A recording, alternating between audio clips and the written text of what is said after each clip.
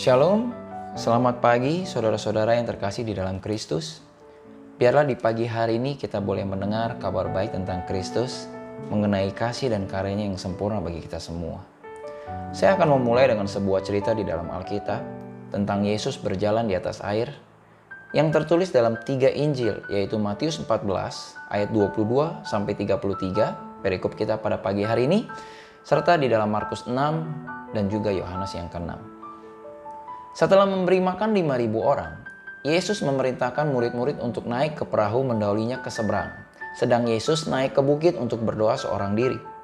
Ayat 24 berkata, perahu murid-muridnya sudah beberapa mil jauhnya dari pantai dan diombang-ambingkan gelombang air karena angin sakal. Di dalam Markus yang ke-6 dikatakan, hari sudah malam saat angin sakal menerpa mereka. Artinya mereka ada di dalam gelap. Ayat 48, Yesus melihat betapa payahnya mereka mendayung karena angin sakal itu. Padahal 4 di antara 12 murid adalah seorang nelayan. Tapi sungguh keadaan saat itu membuat mereka tidak berdaya. Lalu Yesus datang kepada mereka berjalan di atas air. Nah, perenungan pada pagi hari ini yang kita bisa pelajari dari cerita di atas adalah melihat kondisi yang terjadi saat pandemik ini. Karena COVID-19, banyak orang kehilangan pekerjaan. Mungkin orang yang Anda kenal, tetangga, teman Anda, saudara Anda, atau mungkin itu Anda sendiri.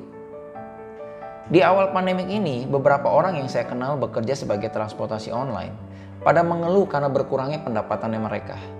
Mereka khawatir bagaimana cara mereka membayar cicilan dan bagaimana mereka membeli makanan untuk keluarganya. Dan semakin hari semakin kemari, saya mendengar orang yang saya kenal diberhentikan dari pekerjaannya. Dia punya anak, harus sekolah, bagaimana membayarnya? Nah, kita bisa melihat hubungan keadaan mereka sama seperti keadaan murid-murid.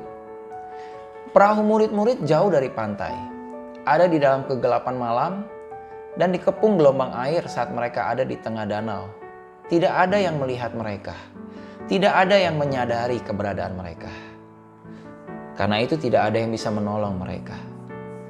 Mungkin juga di antara saudara-saudara yang mengalami masalah saat ini, Anda nggak bisa bercerita kepada siapapun.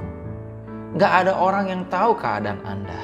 Tidak ada orang yang menyadari kesusahan Anda. Seakan-akan Anda berjalan sendirian menghadapi permasalahan ini.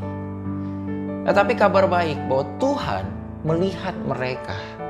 Demikian juga Tuhan melihat saudara dan saya. Kegelapan tidak menghalangi mata Tuhan untuk melihat apa yang sedang Anda alami. Yang percaya boleh katakan amin. Tuhan datang kepada mereka berjalan di atas air. Jika gelombang air itu melambangkan masalah yang mengombang-ambingkan kehidupanmu, maka hari ini Anda perlu mendengar bahwa Tuhan itu berkuasa di atas dari segala masalah-masalah itu. Yang percaya sekali lagi boleh katakan amin. Hal yang kedua yang boleh menjadi perenungan kita. Ketika Petrus melihat Yesus berjalan di atas air, dia berkata kepada Tuhan, "Perintahkan aku datang kepadamu berjalan di atas air." "Datanglah," jawab Yesus. Tetapi ketika dirasanya tiupan angin, takutlah ia dan mulai tenggelam lalu berteriak, "Tuhan, tolonglah aku."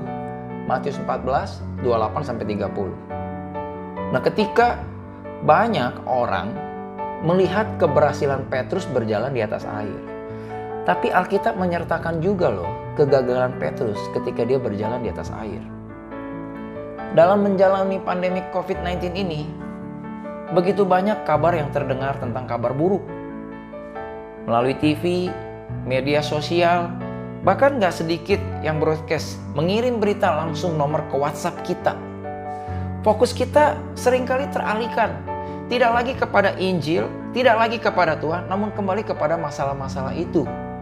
Membuat kita mulai tenggelam di dalam kekhawatiran dan ketakutan lagi. Saya rasa itu pentingnya peristiwa kegagalan Petrus berjalan di atas air.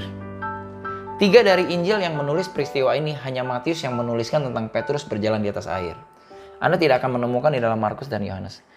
Karena hal penting yang sesungguhnya adalah Yesus berjalan di atas air, bukan Petrus. Karena Injil bukan tentang apa yang manusia bisa lakukan, bukan tentang apa yang kita lakukan, melainkan tentang apa yang Yesus lakukan. Yes, inilah kabar baik. Ketika kita gagal menggapai Tuhan, tapi tangan Tuhan tidak pernah terlambat untuk menolong Anda dan saya. Ini menunjukkan kasih-Nya yang sempurna. Kasih tanpa syarat kepada orang-orang yang gagal dan tidak masuk hitungan seperti Anda dan juga saya. Tuhan tidak akan membiarkan Anda terpuruk karena tangan kuat-Nya akan selalu memegang Anda. Tidak perlu takut berlebihan dengan kelemahan yang Anda miliki. Alkitab berkata karena kasih karunia Tuhan cukup untuk Anda dan saya. Sebab justru dalam kelemahanlah kuasa Tuhan menjadi sempurna. 2 Korintus 12 ayat yang ke-9. Sehingga saudara bisa rest dan percaya penuh pada karyanya yang sempurna.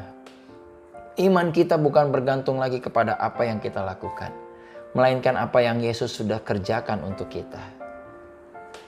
Nah saudara, lalu bagaimana caranya kita fokus kepada Tuhan? Hanya dengan mendengar kebenaran tentang Injil. Roma 10:17, iman timbul dari pendengaran. Pendengaran akan firman Kristus. Karena Injil itu adalah kabar baik tentang Yesus.